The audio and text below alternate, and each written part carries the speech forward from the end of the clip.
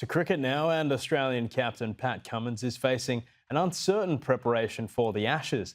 Code Sports is reporting a scan is expected to reveal evidence of a back issue. Cummins is not expected to play October's T20 series in New Zealand and is also in doubt for the following white ball fixtures at home against India. Cricket Australia have not yet given an official update. If Cummins is unable to play any of the 5 tests, Steve Smith would captain the country.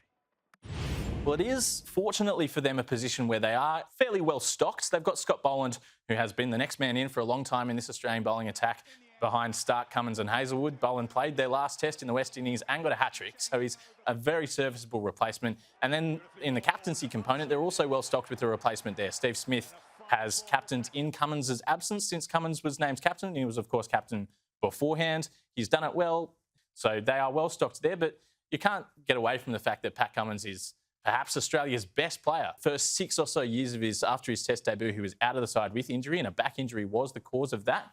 He's been very durable since coming back into the team in 2017. He's barely had an injury, so we'll wait and see just how serious this back issue is and how it affects his preparation. Whether it's going to be he misses a test or two, whether he's going to be managed during the test, bowling shorter spells, we'll have to wait and see. Concern for the Australian Test captain Pat Cummins ahead of the huge Ashes series this summer after medical scans indicated he's dealing with a back issue. Let's get the very latest on this now. Joining us again, leading cricket writer for the Daily Telegraph, Ben Horn, who joins us. Ben, great to catch up with you. How worried should we be ahead of the Test summer for Pat Cummins and his fitness? G'day, Jimmy. Yeah, look, any back issue for a fast bowler is a major worry, of course. And look, it's not ideal news for Pat Cummins. Basically, he felt some soreness coming off the back of that series in the West Indies. I think they were hoping things would settle down and they were keen to just give it a bit of rest. But a scan that he's had yesterday has shown something there that's of concern. At this point, Australia is still confident that Pat Cummins can play the first test of the Ashes, but his preparation for that series is going to have to change. He won't be going to New Zealand next month for T20s. I don't think will be playing against India in one days in October either. So he's going to really have to have his preparation tailored to make sure he's right to go in the Ashes. And then I think we'll have to be managed through the Ashes as well. He's been an Iron Man for Australia for a long time now, played all 5 tests last summer, played all 4 tests away this year. So his workload really has been incredible, but Australia might have to modify their expectations a bit with their captain this summer, and perhaps he won't be able to push through all 5 tests. So with that limited preparation, how much doubt then is that day one, first test, Perth, November 21, now looking for Pat? Well, I think the reason why they're going to modify the amount of action that he plays before the Ashes is to make sure he is right for the Ashes. I mean, obviously that is the pinnacle for Australia. It's a massive, massive series. So everything that Australia is doing with Pat Cummins from this point will be with a view to get him right for the first test. So there is time when these things happen, I guess, in the middle of a summer. You can basically write a bowler off from coming back, but we are just starting September. So first test late November, there is time for Australia to let this issue settle down. So look, it's going to be a wait and see, I guess.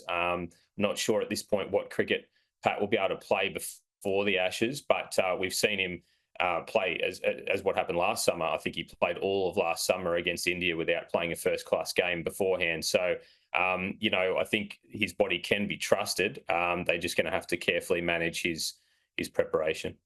Yeah, it was a slow start, though, that first test for him against India on the back of that prep. So it's going to be really interesting how they do manage him into this one. I guess a more broader question for Cricket Australia, given now there is a bit of a concern for Pat, is the fast bowling depth. Like when the big 3 or 4, if you like, with Scott Boland included, are up, there's no dramas. But what's left if another one goes down? Yeah, that's it, Jimmy. I mean, look, what it does mean is that there's huge pressure on Scott Boland, Josh Hazelwood, Mitchell Stark to stay fit through the whole series. And I think the selectors are just going to have to be really smart in terms of how they rotate those bowlers. Australia's obviously been reluctant to use the R word, if you like, rotate in the past, but I think they're just going to have to embrace that this summer. All of those bowlers are in their, early to mid 30s. But used in tandem, that it can be still a massive weapon against England, who I don't think have as much depth in their fast bowling stock. So that's going to be a real big challenge for the selectors that they'll have to map out. But you're right, if there was to be another injury, or there was to be a situation where one of the other quicks couldn't push through consecutive tests, that's when the big question marks will start for Australia, because, the depth below those four is a bit untested. You're probably looking at guys like Sean Abbott, who hasn't played a test, Michael Neser, who has played tests, but not for a couple of years, in his mid-30s. Xavier Bartlett, who they love in the white ball format, but they probably want to see him play some first-class cricket before the summer starts. Brendan Doggett, who was meant to go to the West Indies but was pulled out with injury, so I'm not sure how he's tracking, but they'd be hoping he comes up, because already we've had Lance Morris and Spencer Johnson ruled out, and Jai Richardson not right for the start of the summer either. So that's where the question marks would start, and that's when England would really feel like the contest is evening up if there was more than one injury for Australia's fast bowlers.